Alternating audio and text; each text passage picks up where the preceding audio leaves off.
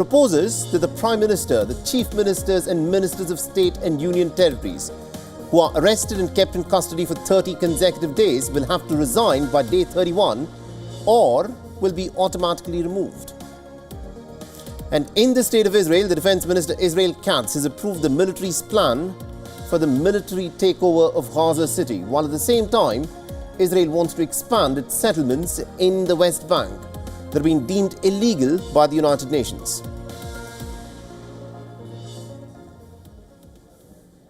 But let's of course start with this big story from India, where the Indian Parliament was in complete chaos today after the Union Home Minister Amit Shah introduced 3 highly contentious bills.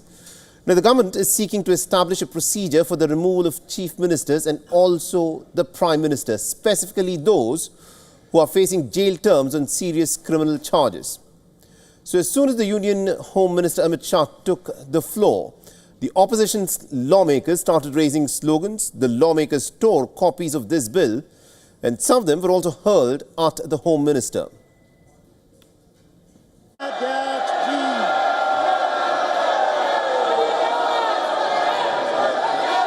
सदस्य ये जो सदस्य विरोध में ना गए मेरे विचार में निर्णय हाँ वालों के पक्ष मैं प्रस्ताव करता हूं कि भारत के संविधान का संशोधन करने वाला विधेयक संघ राज्य क्षेत्र शासन अधिनियम 1963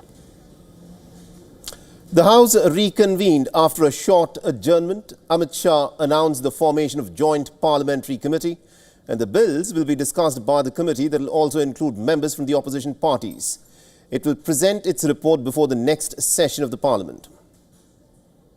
कि मैं इस बिल को संयुक्त समिति को सौंपने की दरखास्त करने वाला हूं। इस पर संयुक्त समिति जो राज्यसभा और लोकसभा पक्ष और विपक्ष सभी सांसदों की बनेगी, जो इस पर विचार करेगी और आपके सामने लेकर आएगी। Now, despite the move, the opposition continued to oppose the bills, accusing the government of subverting the constitution and to turn India into a police state. So let's take a closer look at the controversial bills. They focus on the removal of the Prime Minister, on chief ministers and also ministers of the states and union territories. According to the proposed bills, the elected executives serving in the government will be removed from office if they are detained under serious criminal charges. The deadline for the removal has now been set to 30 days. If the Prime Minister, the Chief Ministers or any other minister does not resign on the 31st day of being jailed, then he or she would be automatically removed from office as per this bill. The bills will now be discussed by the Joint Parliamentary Committee, finding a balance between moral responsibility of elected representatives and legislative obligation to resign if jailed has now opened a new battle in Indian politics. Let's also now listen to some political reactions that have come in on this proposed bill from the lawmakers of the opposition as well as from the ruling party. This government is hell-bent on creating a police state. This will be a death knell and leash on elected government, sir. Indian constitution is being amended to turn this country into a police state. It distorts parliamentary democracy, which is again basic structure, by displacing will of the people through mere custody, bereft of judicial determination. लेकिन कुछ लोग जो नैतिकता की दुहाई देकर के भी जेल जाकर भी शासन चलाते हैं, उससे भारत के राजनीतिक शुचिता कमजोर होती है, शर्मिंदा होती है। उसी को एड्रेस करने का बिल तो है। सवाल ये खड़ा होता है कि विपक्ष विरोध किस बात का कर रहा है, नैतिकता का और भ्रष्टाचार।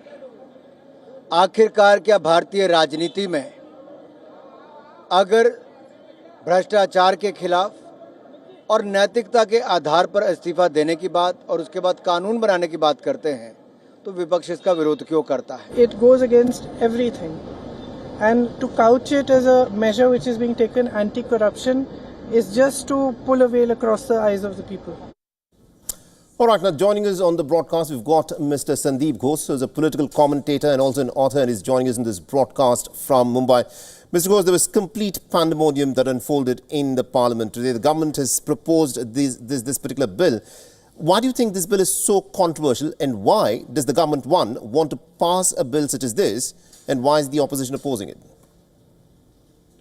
See, the pandemonium, I think, was both anticipated, and the opposition walked into the trap of the government.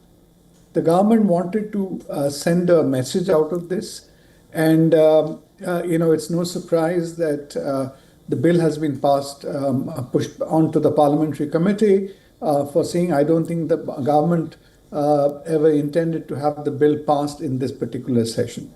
But where the opposition has, I think, misjudged it, scored a self-goal, is the government would now say that we are trying to do away with corruption, and the opposition is, not in favor of it. And in contrast, the same opposition, Rahul Gandhi, had once torn off an ordinance which wanted to promulgate something very similar, though at that point in time it was about convicted members of parliament, etc. Not in this particular case as anybody who has been jailed for 30 days. Right. But that is something the opposition could have debated on merits rather than creating this pandemonium, crushing the bill, throwing it at the Home Minister and the rest. I think that has strengthened the government's case, and they will take mileage of it in the coming elections. All right. Now, the opposition's argument is fairly simple. The opposition says that this bill subverts the very structure of the Indian constitution. It takes away the will of the people who can elect the government and puts that power in the hands of the judiciary, which will determine whether the individual who's been elected is a criminal or not. And by that, the democratic system of India would be subverted. How does the government respond to that? See, the opposition contradicts itself at each step. On the one hand, they go running to the judiciary to impeach elected parliamentarians or government, take action, seize power from the legislative authorities over there. But when it doesn't suit them, they say, okay, democracy is being destroyed and you're taking away power from the elected representatives. So there are a bunch of contradictions. The way to go forward to it is to have a healthy, serious debate and, either accept it with modification. Nobody can question the basic premise of this. Right. Even opposition MPs like Shashi Tharoor, or you look at Prashant Kishore in Bihar itself, they have supported the basic tenet of the bill. They're saying there's nothing wrong in this. The fine print can be debated, the provisos can be debated, but not the concept itself. All right. I think that's a cogent argument there. Thank you very much indeed, Mr. Ghosh, for joining us with that perspective there. Thank you. All right, let's now shift our attention to what is happening in the state of Israel, where Israel has now approved two separate contentious plans for both occupied Palestinian territories. The first plan is, of course, for the military takeover of the Gaza city, and the other one is this controversial expansion of these illegal settlements in occupied Palestinian territories of the West Bank, where Hamas does not even exist. Now, earlier in the day, the Israeli Defense Minister Israel Katz approved the military's plan for the takeover of Gaza city in the besieged Gaza Strip. The Israeli Defense Forces have now named this operation to be Gideon's Chariots 2, which comes in continuation of the first part of Israel's military plan, which was earlier carried out in the month of May. And this is the kind of city that it now wants to take over, a complete tent city that's been reduced to rubble due to this incessant campaign of bombings over the course of the last 22 months. Now, according to reports, the IDF will now be releasing about 50,000 call-up orders for these Israeli reservists to make up for the operational demands. This is in addition to the thousands of reservists who are already serving within the Israeli army. Ahead of this operation, the Israeli forces are continuing with their ongoing, relentless bombardment in several parts of the Gaza Strip. Just hours ago, there were plumes of smoke that were witnessed over Khan Yunis, as thousands of Palestinians are again facing displacement from the tent camps that they have set up. Now, the Israeli plan, the controversial plan, is to move the 2 million surviving Palestinians who live in the Gaza Strip 90% of whom are displaced, many of them over and over again. And Israel's push is to carry on with its military plans comes despite rising international criticism for the war-induced starvation and other crises in the Gaza Strip. The Gaza's health ministry has said that the Israeli onslaught has killed more than 62,000 Palestinians in the occupied territory, many of whom, an overwhelming majority of whom, happen to be women and young children. The Gaza City takeover plan, which several leaders and critics have called a clear case of occupation, has received the green signal by the Israeli cabinet despite progress in the truce talks. Hamas has given a positive response to the proposed brokered proposal put forth by the Israelis and the Americans. But now Israel has remained silent, with officials saying that they are contemplating on the various clauses. And amongst the civilians in the Gaza Strip, there is some hope about the possibility of a truce, although the optimism is backed with a lot of cautiousness. For 23 months, there has been no one to rely on. Not Israel, not Hamas, not the Palestinian parties. Arab countries, not even foreign ones, don't care about us. All we can rely on is God. But regarding optimism, there is no hope at all.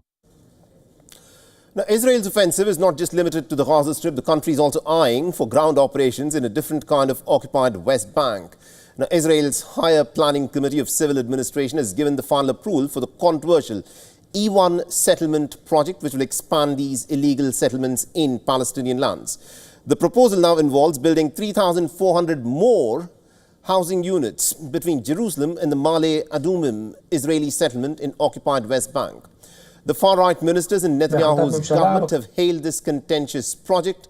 Finance Minister Bezalel Smotrich has said, and I quote him here, "The Palestinian state is being erased from the table, not by slogans, but by our deeds.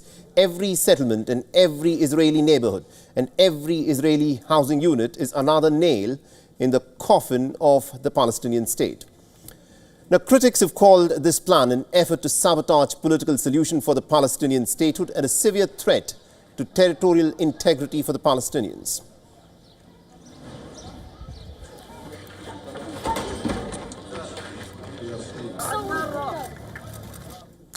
In the American state of Oklahoma, a new process is being introduced to screen, believe it or not, school teachers, particularly for those coming from California and New York. The screening now involves a 50-question test, and it targets educators coming from the blue states. The Republican-dominated state administration in Oklahoma says that this new job requirement is a, quote, safeguard against radical leftist ideology. The test will be administered by PragerU, which happens to be extreme conservative, not-for-profit based in Oklahoma. The organization puts out videos with a very conservative perspective on politics and economics.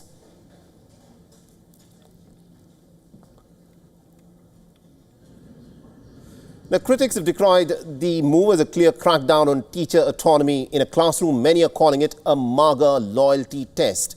Now, the American Federation of Teachers, the country's largest teachers union, has opposed Oklahoma's latest move, saying that it will negatively impact the state, which already faces a shortage of educators. Many have opposed this move and have earlier criticized state officials for politicizing education after an official included conspiracy theories about the 2020 elections in the curriculum.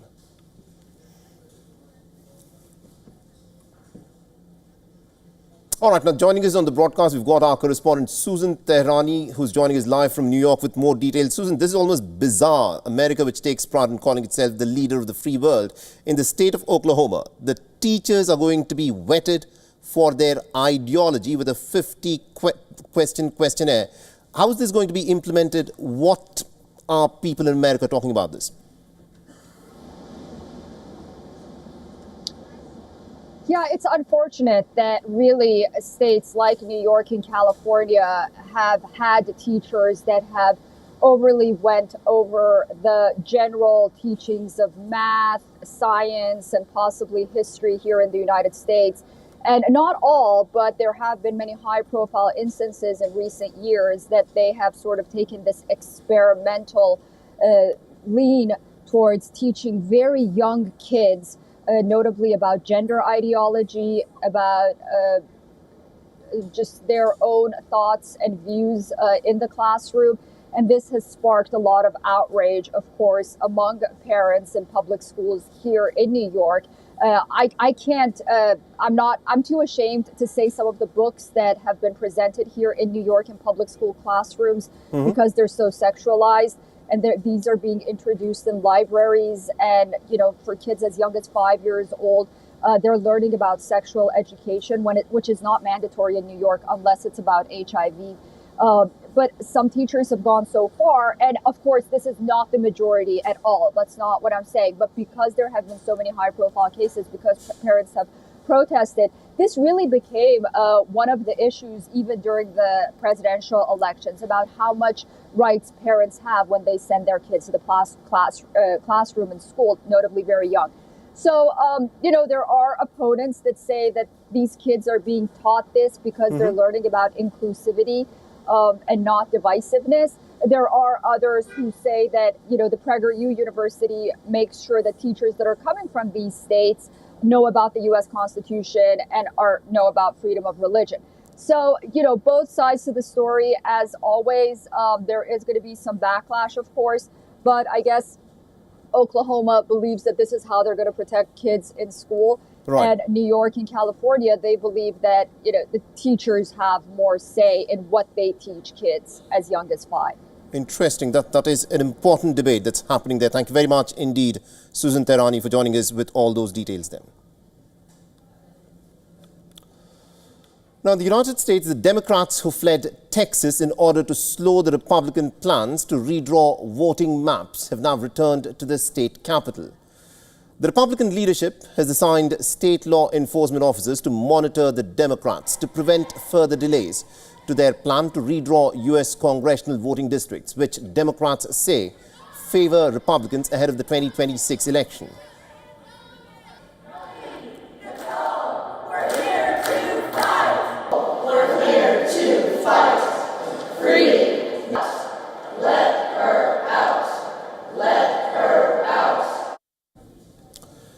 The Democratic representative Nicole Collier, now serving her 7th term for Fort Worth, has refused to give consent to the police monitor proposal, staging a protest inside the Capitol. Fellow Democrats who returned to Texas joined her, spending the night in the chamber in a show of solidarity. The protesters rallied with Democratic lawmakers, denouncing the use of law enforcement to track members and to force their attendance at the special legislative session. Tactics that they've described as heavy-handed. The Texas Democrats held the town hall on new congressional map in an attempt to counter the Trump-backed redistricting. I think we have to fight every step of the way. And in this case, I don't actually think we're fighting for Democrats. I think we're fighting for communities to have representation that actually understands them and wants to serve them. I mean, that's what ultimately this is about. Once you get past the election, some folks are going to be elected, and they're going to have the responsibility and the privilege of serving communities that they need to help. Meanwhile, in California, the redistricting battle is playing out differently. The Republican lawmakers are seeking to block Governor Gavin Newsom's Democratic-backed maps, urging the state's Supreme Court to overturn the plan, which they call to be an abuse of power. At a public hearing, leaders of the GOP groups have also voiced some strong opposition. What Governor Newsom's power grab is trying to do is what they just did last night. No public input, no transparency, no light of day. Still, no one can answer who drew those maps. Did the legislators have influence on those maps? As reported by some outlets, some of the members in the Senate and the Assembly adjusted those maps. Now, the Democrat lawmakers introduced new maps earlier in the week, marking the first official step towards a fall referendum that could override the state's independent redistricting commission. Now, in a fresh eruption of tensions, the US President Donald Trump has launched a fiery attack on the Federal Reserve Chair Jerome Powell, accusing him of severely damaging the US housing market. In a post on Truth Social, the American President Donald Trump said, and I quote here, "Could somebody please inform Jerome too late Powell that he's hurting the housing industry very badly. Now, people can't get a mortgage because of him, and there is no inflation, and every sign is pointing to a major rate cut. Too late is a disaster." Now, the ongoing spat underscores the deepening rift between Donald Trump and the Fed as Powell prepares to address the influential Jackson Hole Symposium. Now, Trump's criticism centers on Powell's refusal to slash interest rates in the United States. Now, Trump claims that this is choking off mortgage accessibility and stagnating growth for the housing sector. The latest salvo is more than just political posturing. It highlights a fundamental clash over economic strategy. Trump is pushing for aggressive rate cuts to stimulate growth and ease borrowing costs, while Powell and the Fed remain cautious amid stubborn inflation and a fragile labour market. And according to the recent economic data, the US economy presents a very mixed picture. Inflation, while down from its pandemic-era peak, continues to hover above the Fed's 2% target, complicating the policy decisions. The labour market also shows signs of cooling off, but it remains very resilient, with unemployment near historically low levels. As Powell's Jackson Hole remarks approach, all eyes are on the Fed's next move, a decision that will reverberate through markets and the political arena.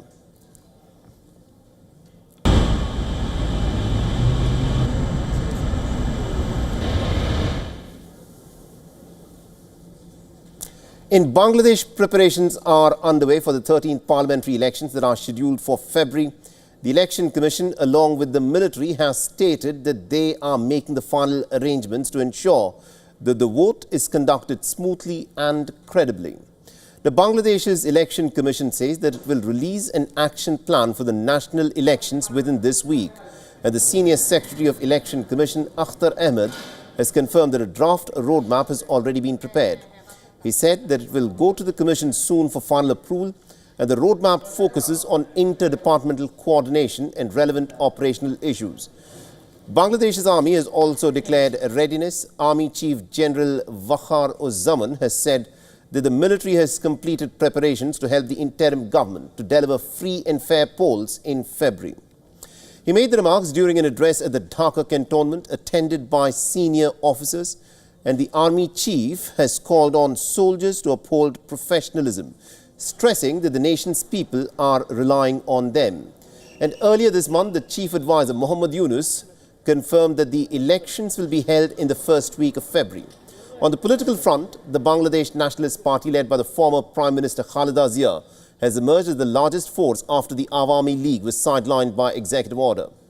Another emerging political force, the National Citizens Party, has its roots in student groups that have opposed Sheikh Hasina. The party is thought to be collaborating with Islamist factions in an effort to challenge the BNP.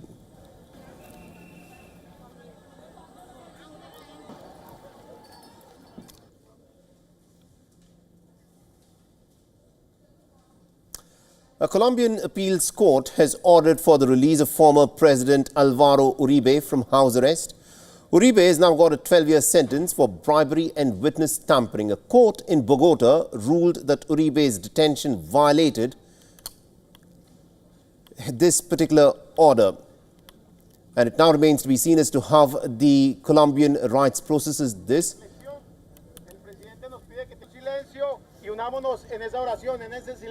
Now, Uribe was sentenced earlier this month when a judge found that he had conspired with a lawyer to bribe the imprisoned paramilitary members to change their testimony. The case, in fact, dates back to 2012 when Uribe had sued a left-wing legislator over statements linking him to parliamentary groups. But the Supreme Court turned the tables and launched an investigation into Uribe himself. A judge ruled in July that there was enough evidence to convict him, sentencing the 73-year-old to house arrest to prevent him from fleeing or influencing witnesses. Now, the appeals court turned down this order, noting that Uribe had in fact travelled abroad during the case and always had returned to face justice. The final ruling is on his appeal and is expected by mid-October. Until then, the former president will remain under house arrest. Y me alegra muchísimo.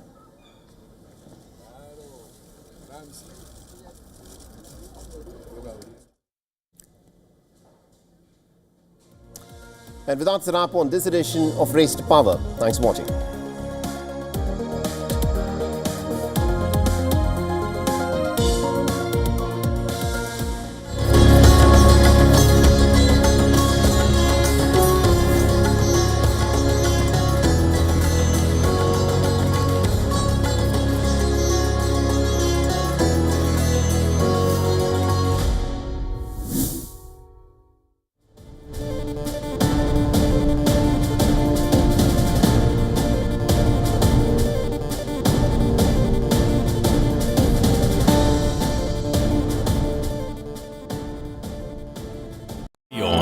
India's Global Voice, the channel that brings you the biggest stories from across the world through India's lens.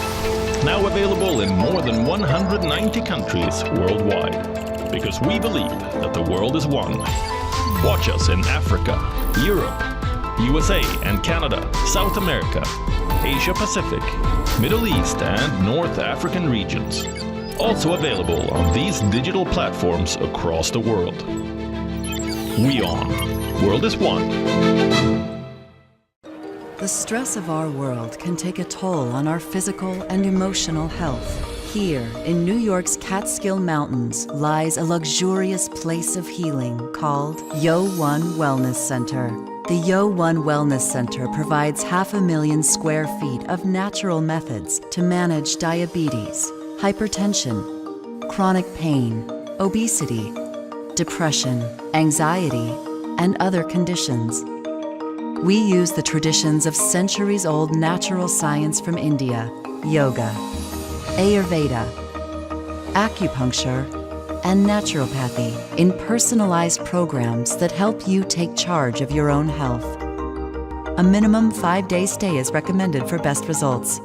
Book now at yo1.com. From the bustling trading floors of Wall Street to the vibrant exchanges of Asian stock markets, WION breaks it down for you to make sense of what's happening as we reveal the key